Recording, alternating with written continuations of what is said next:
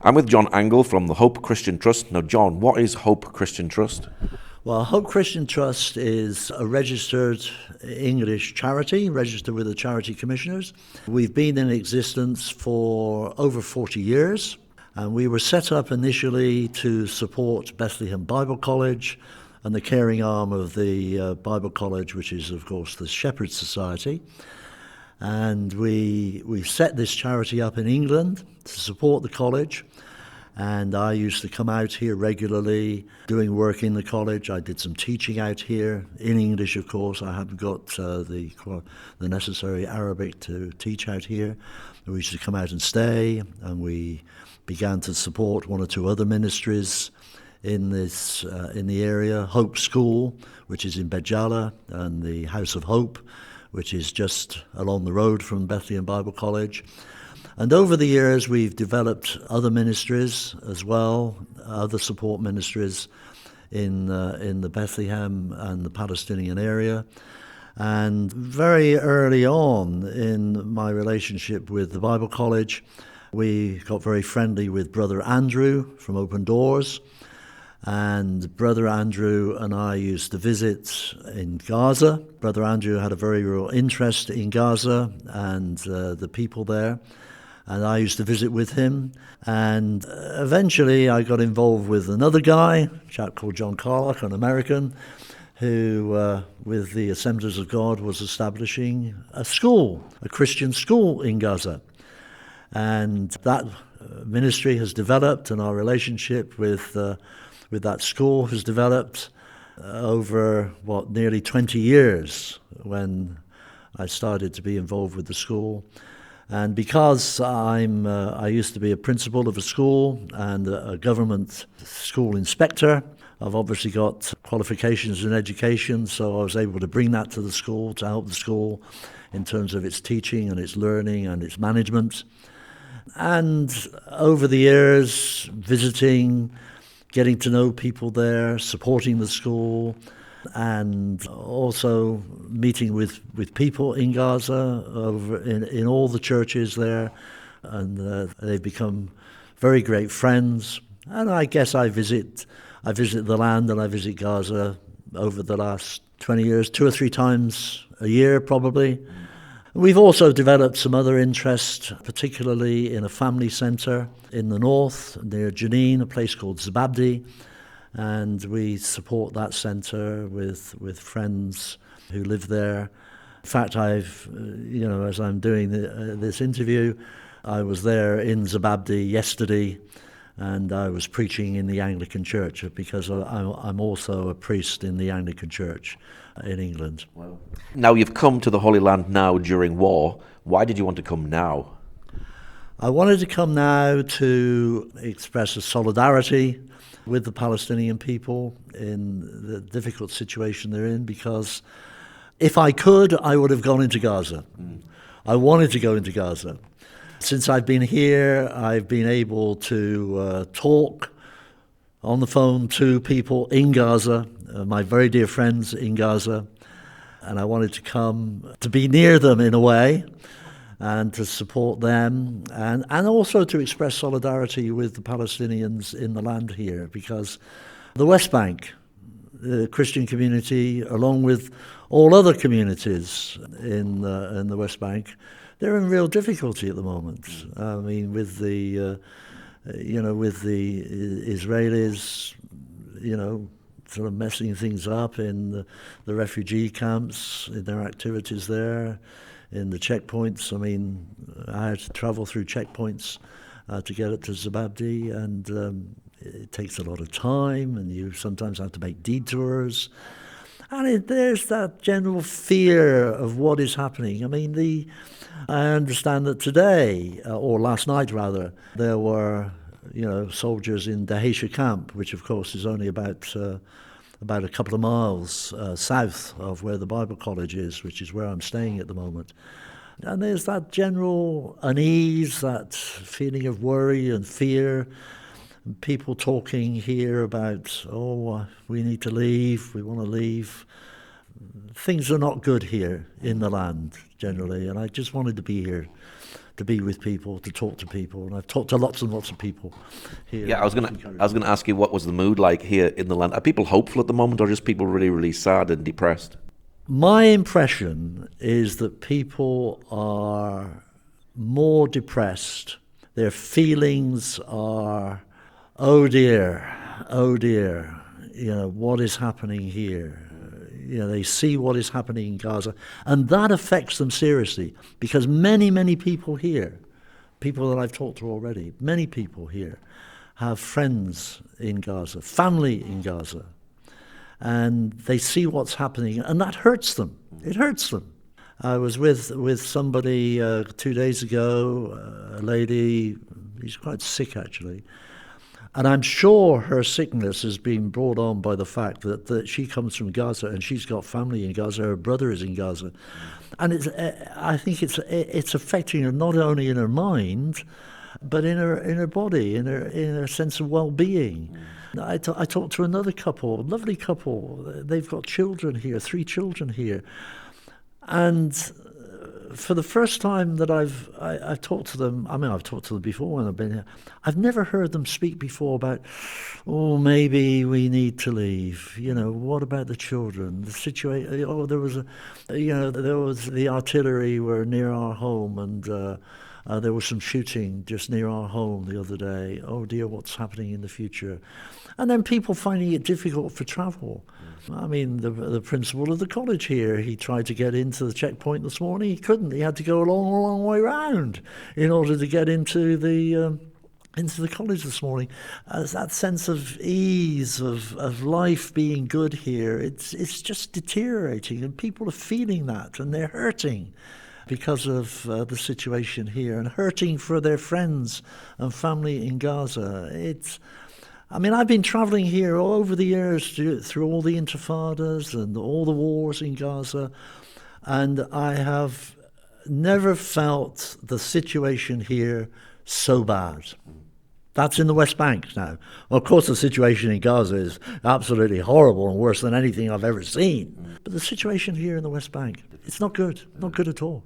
Now there is war in Gaza at the moment, and you support the ministry in Gaza. You've already spoke about the Lighthouse School. You've spoken to someone even today from the school. How is the school at the moment? What is the situation there? The school is still standing. It's had artillery attack on one wall, which has destroyed one classroom and a small apartment above it, which is where I stay if I go to Gaza. But all the classrooms are still standing. The buildings are still standing good. The solar panels on one of the buildings, as a result of bomb blasts, have been destroyed, messed up. The walls will have shrapnel pit marks on them, and the windows have been blown through. But the school is repairable. There have been cars burnt out.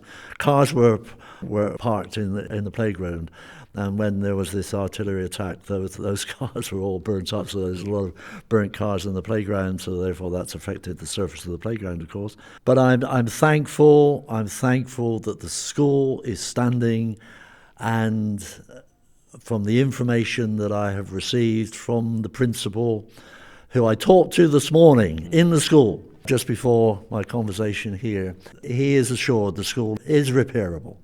And that is one of the commitments that we have as a trust. We will make sure with our partners, with other partners, that the school is repaired. And my dream, it's a dream. I'm an optimist by nature, and I'm a person of faith. But I'm not going to say, like some people say, oh, I'm in faith, yes, oh, the Lord will do this. No, come on, I'm a realistic Christian. I'm a realistic, in-faith Christian. But I do believe that the school is standing. The school can be repaired.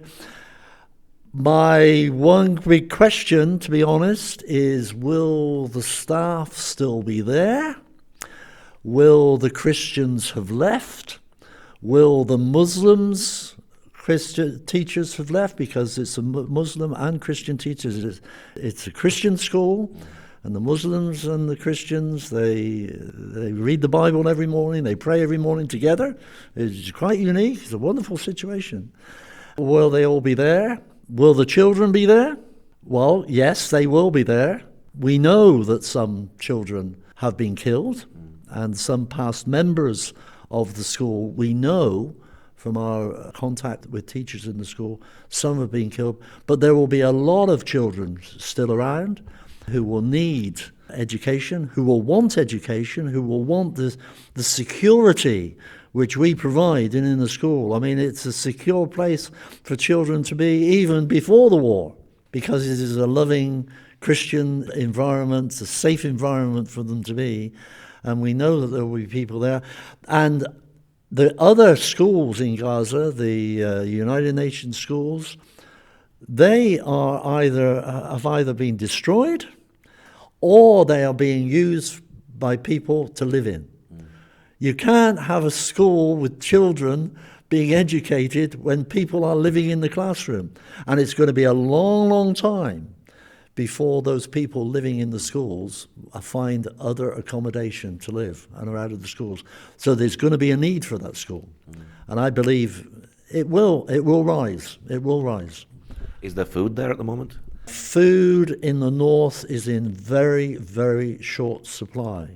It's there, but it's diminishing rapidly because the Israelis are not letting any humanitarian support go into the north, into Gaza City. Some humanitarian support is getting into the south, into Khan Yunis, into Rafah, although that's very limited.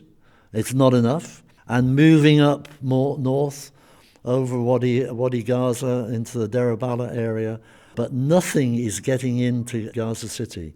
So the Christian community in Gaza City, along with other people that are living in Gaza City, and Gaza City has reduced in number, tremendously, as people have fled south. But the food supplies are not being replenished. And maybe, my friend told me this morning on the phone, maybe another 1 or 2 weeks. And then the food supplies would have gone completely.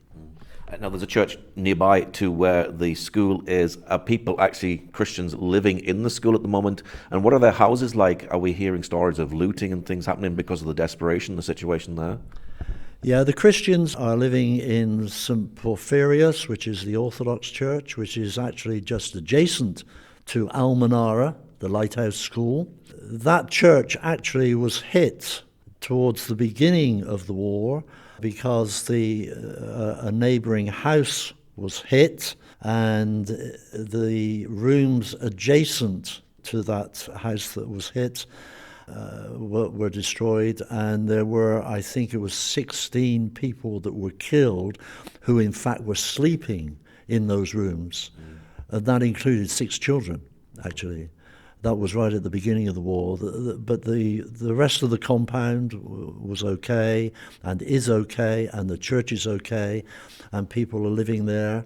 And they are also living in the Roman Catholic Church, which is about 10 minutes walk away, in the compound there, which again, of course, has been slightly damaged, and a couple of Christians were killed in an artillery attack there.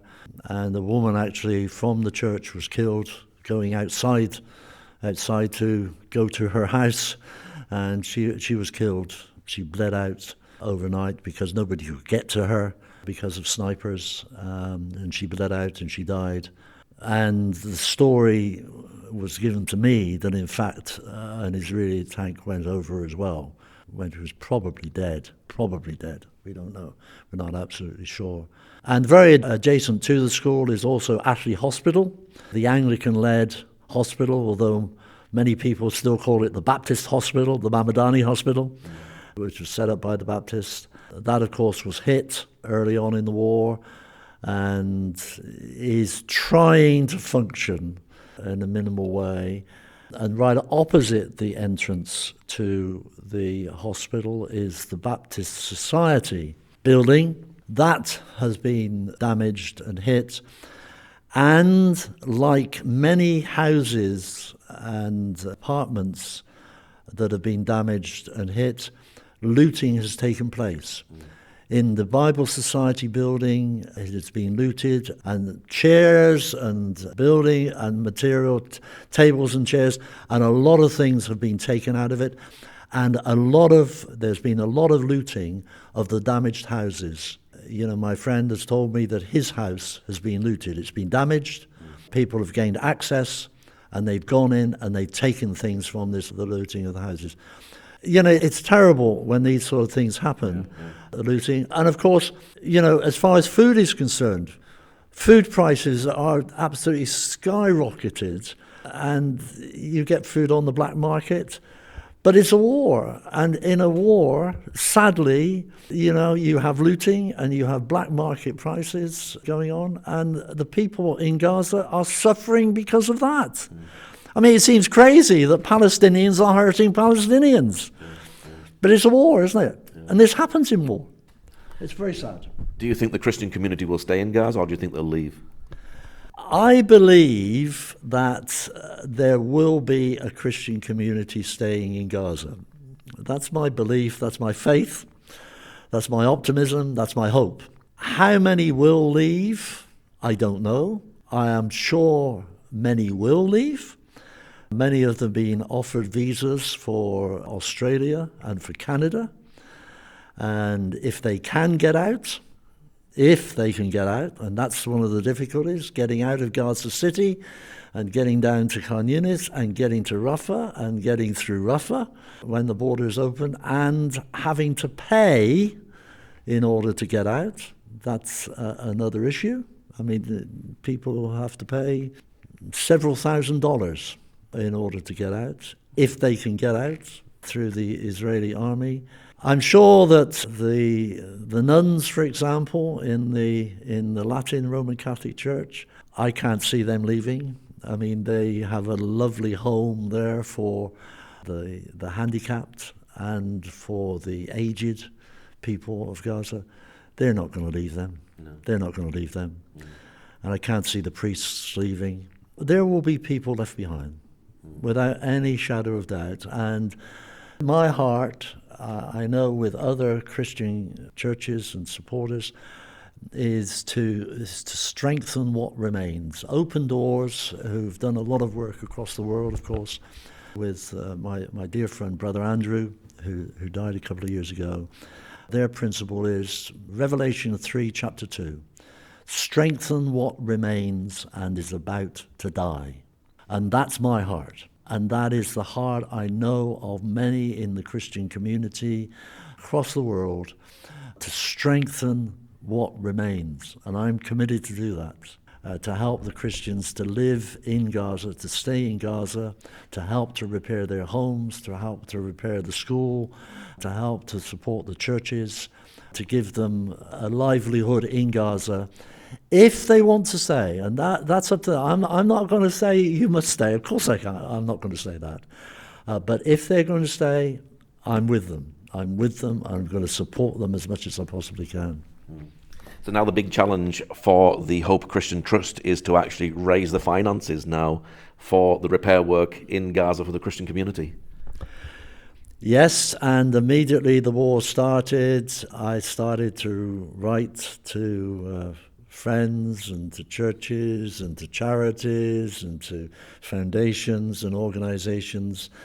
And like many organizations, I think, in the West, God has been good in providing me with funding. And yes, I have, many, many thousands, tens of thousands of dollars. I won't say exactly how much, but I've got a lot of money.